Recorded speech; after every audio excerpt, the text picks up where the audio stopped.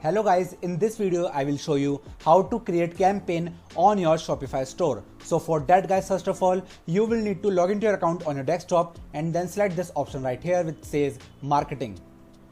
Now get on the top right corner and select create campaign.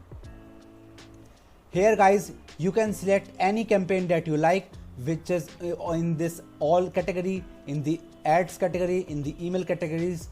Let's say I want to go with this option right here. Now just select on this button right here called setup Snapchat ads.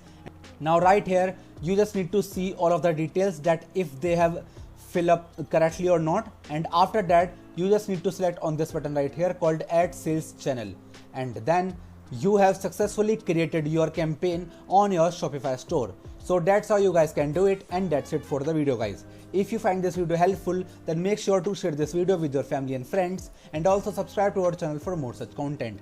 And thanks for watching.